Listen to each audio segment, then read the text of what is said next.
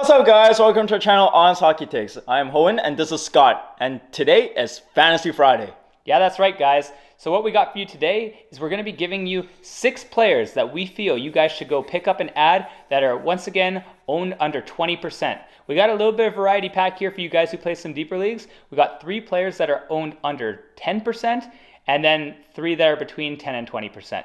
So without further ado, I'm going to pass you off to Hohen for our first player. And the first player is going to be none other than Cam Fowler from the Anaheim Ducks. Cam Fowler, this was such an easy one to pick because he's only 14% owned, which is, to me, crazy. Like, what are you guys doing, guys? You guys got to pick this guy up. This guy's playing first power play unit. That's huge. Playing with guys like Zegras and all these guys that can just score all the time. They can definitely... Anaheim Ducks have no trouble scoring goals. They just have trouble getting the puck out of their net. So... yeah, this is an easy pick. 14. Yeah. In the words of Jack Hughes, Cam Fowler is on a heater right now, and he can't stop putting the puck in the net. He's pretty much gotten a point per game in the last 5 games, so he is definitely picking it up a lot lately. And on top of that, his minutes are something that you can really look forward to, especially for a defenseman. He's getting about 23, 24 minutes a game right now, and that's just something that's going to lead to a lot of opportunity. Going to get a lot of points, as well as he's still going to be able to get a couple peripherals here and there with some hits and blocks, although it might not be his strong suit. But I mean, really in fantasy hockey, you have to own all the first power play defensemen. It's like pretty much mandatory, and I don't really think you guys are going to have more than 5. Alrighty, guys, for our next player, I have Juuso Parssinen from the Nashville Predators. So this guy is a very unheard of player. I kind of did a quick short about him the other day, but I'll try to elaborate a little bit more. So this player is a former 7th round draft pick who really never got any kind of attention. He played a lot in La Liga in Finland, and now he's made his way to the NHL after a short stint in the AHL where he recorded almost a point per game. And since he's got here, he's also put up 5 points in the first 6 games of his career, which is pretty incredible. And what I like even more than that is that right now he's playing with Filip Forsberg and Granlund on the first line for Nashville. That's great opportunity, especially when you're passing the puck to a guy like Filip Forsberg. You're looking at getting a lot of assists in there. As well, this guy's 6'3", has a huge frame, and tends to throw the body around as well and get you hits. So that's something extra that's just free value added on. And this guy's only 9% owned right now. I think this is a great flyer to take if you're shorthanded right now, especially at center position, and someone that could pay off for you and have a good ceiling.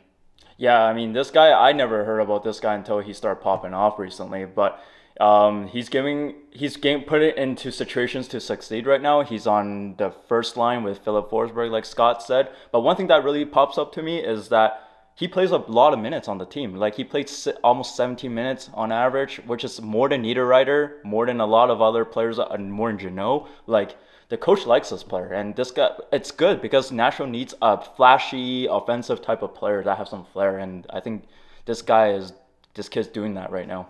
Yeah, and for a bonus, he does get power play time, so if you're looking for your power play points or just extra opportunity to score in general, he's been given time right now so far on both the first power play unit and the second power play unit. So it all really depends on how the coach seems to feel that day, but either way, that's extra added value for the player.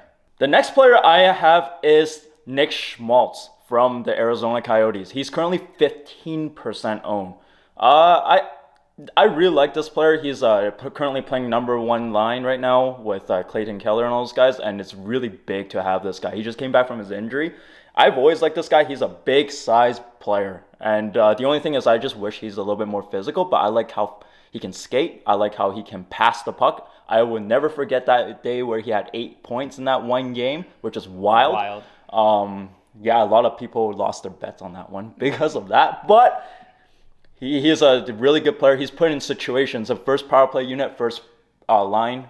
Nothing more to say. He's especially for 15% owned. He's a good pocket opportunity right there. So what's crazy to me about Nick Schmaltz is this a guy who last year had 59 points in 63 games. He was so close to being a point per game player, and he was a over 20 goal scorer. And he's only 15% owned, majority-wise because of the injury. A lot of people dropped this guy early in the season because they didn't want to hold on to him. They didn't have enough IR spots. Me included. I was one of those suckers who ran out of IR spots because it seems like everybody I draft gets hurt right away. Oh. I think at one point I had like 5 injuries, but I had to cut this guy, and now someone else picked it up, and I feel like crap. So I don't make that mistake. I would go add this guy if he's available right now on your waivers, because the combination of time he's going to get on the first line playing with Clayton Keller, who is pretty much by far the best player on this team, it's going to give him opportunity, and he's already shown us in the past he can be successful. Like, I mean, his numbers last year show how good he really can be. Yeah, and one thing I want to add is that Arizona is a much better team than last year, actually. They're very competitive in the games right now. Even though the standings are not reflecting that, they're in the games, if you actually watch them, they're super competitive against big, good teams as well. Like I mean, Toronto. they just beat Carolina 4-0, so yeah. I mean, this team isn't packing it in. Yeah, so that's why you still want these players from Arizona. They're players that I feel like a lot of people overlook because they're all in Arizona, but I mean, I would say after Clayton Keller, this is the second best player on the team to own. Yeah. So I mean, if he's available, go grab him. Alrighty, now Schmaltz kind of gives me a little segue to a similar situation here, and that is my next player, Mike Matheson from the Montreal Canadiens. So Matheson missed a lot of time to start this year. He didn't play for about the first 15 games, but now he's back. And in 3 games, he's got 1 goal, 0 assists so far for 1 point. But this is a defenseman who is getting the #1 power play quarterback role. So right out of the gate, we wanted to get this guy in our lineups because even if the Montreal Canadiens might not be the most amazing team out there, they're still scoring a lot of goals, guys. Like, this team's surprising a lot of people right now with how well they've started the year. Like, I mean, they're above 500 currently as of recording this video, which is kind of impressive considering they were dead last year. But I mean, they got guys like Suzuki, they got guys like Caulfield. These guys are all filling the net like crazy to start this year. So I mean, if you're going to get a guy like Matheson playing on their power play unit, you're going to naturally have chances to get secondary assists, primary assists, you name it, right? And that mixed with some of the peripherals you'll get from this player, I mean, if you're only going to get a player who's 18% owned, and he can easily be one of your 4 or 5 defensemen on your team. Yeah, and one thing about Matheson is that he's one of the more experienced. He's a proven player as well in the league. He's not like a brand new rookie. You know what you're going to get. You know what you're going to get. And he has more opportunity here in Montreal than he did in Pittsburgh. Because now he's the leading guy right now. He's the power play 1 specialist on this team.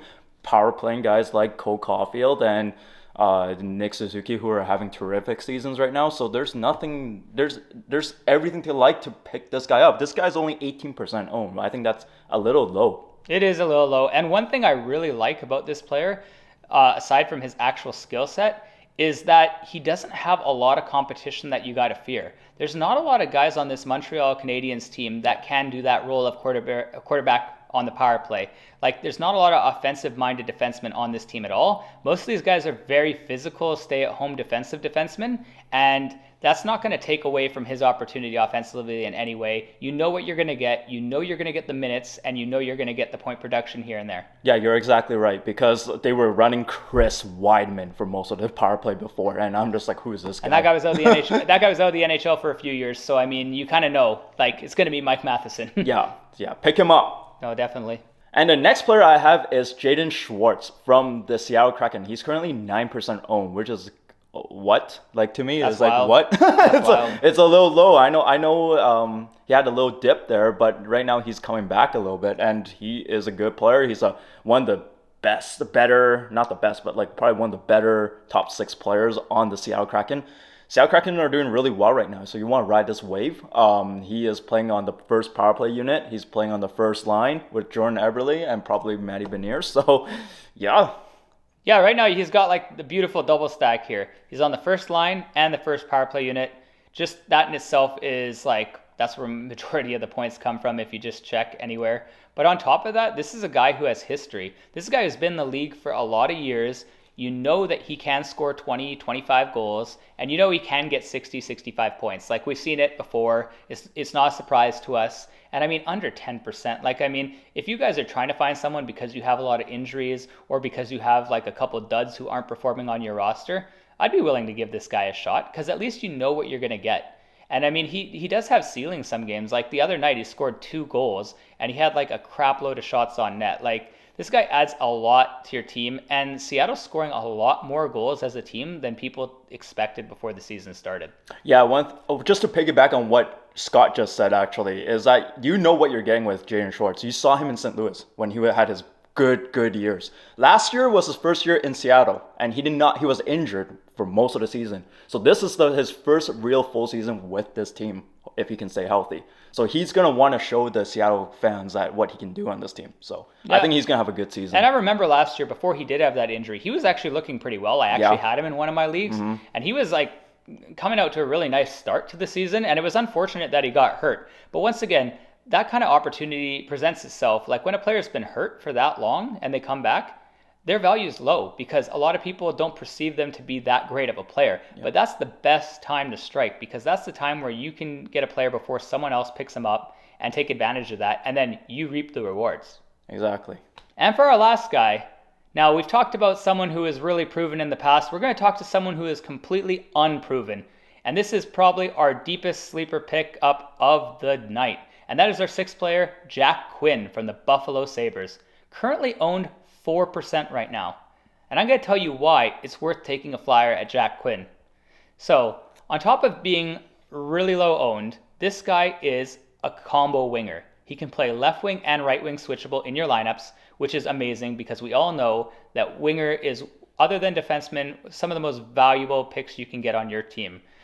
We all know there's a lot of centers out there, and like we've had some on our list already, but a combo winger is nice. And on top of that, Jack Quinn has potential for big ceiling. If you're shooting for the stars, this is a player you could gamble with to shoot for the stars because he has shown at every level of his development that he can be an elite player.